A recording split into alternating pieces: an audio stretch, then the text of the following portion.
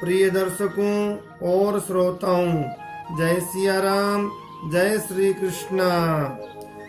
10वें अध्याय का महात्म्य, पुरुषोत्तम मास का महात्म्य का 10वां अध्याय सुने। ऋषि कहने लगे कि हे सुंदरी, अब से तीसरा मास पुरुषोत्तम आएगा। उसमें स्नान करने से मनुष्य दोषों से छूट जाता है। इसके तुल्य कार्तिक आदि की भी कोई मास नहीं है। जी हाँ, पुरुषोत्तम मास का महात्म्य कार्तिक से भी ज्यादा है।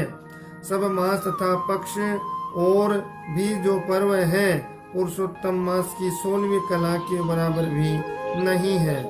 12,000 वर्ष गंगा में स्नान करने से जो फल मिलता है और सिंह की बृहस्पति में गोदावरी गंगा में स्नान करने से जो फल मिलता है, वही फल कहीं भी पुरुषोत्तम मास में एक बार स्नान करने से प्राप्त हो जाता है। यह श्री कृष्ण का प्रिय मास है।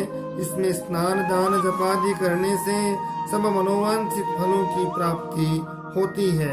इसलिए तुम भी पुरुषोत्तम मास की सेवा करो। मुनिराज कन्या को ऐसे वचन कहकर चुप हो गए। श्री कृष्ण कहने लगे, हे अर्जुन, मुनि के वचन सुनकर भावों से प्रेरित होकर वह मूढ़ बोला, क्रोधित होकर बोली कि हे ब्राह्मण, मुझको आपके वचन ठीक नहीं लगे।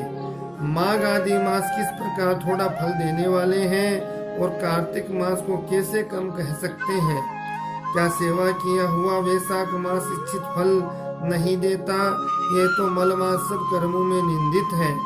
हे मुने, सूर्य संक्रांति से रहित मलमास को आप कैसे श्रेष्ठ कह सकते हैं?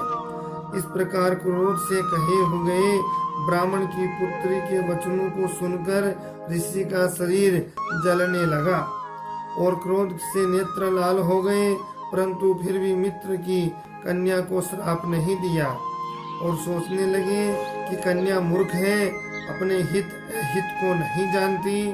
पुरुषोत्तम का महात्म्य जो बड़े बड़े ज्ञानी भी नहीं जानते, तो कम बुद्धि वाले पुरुष और कन्याएं कैसे जान सकती हैं? और ये बिना पिता की कन्या दुख रूपी अग्नि से सुलगती हुई मेरे अत्यंत उग्र श्राप को कैसे सहन कर सकेगी? ऐसे उत्पन्न हुए क्रोध को दूर करते हुए स्वस्थ होकर व्याकुल कन्या से कहने लगे, तू दुखी और नादान है, इसलिए तेरे पर मेरा कुछ भी कोप नहीं। जैसा तेरे निर्भाग्य में मन में हो वैसा ही कर, और भी जो कुछ होने वाला है सो सुन।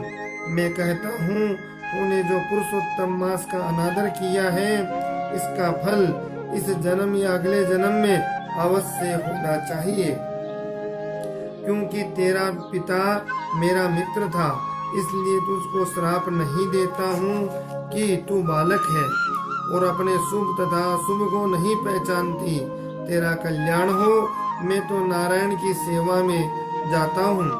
श्री कृष्ण कहने लगे कि ऐसा कहकर वह महाक्रोधी तपस्वी मुनि झटपट चले गए और उसी क्षण वह कन्या पुरुषोत्तम के प्रभाव से कांतिहीन हो गई। अपने मन में विचार करने लगी, तत्काल फल देने वाले पार्वती पति श्री शंकर की आराधना करूंगी। ऐसा निश्चय करके अपने आश्रम में आ जाकर वहाँ कठिन तप करने की इच्छा से करने लगी।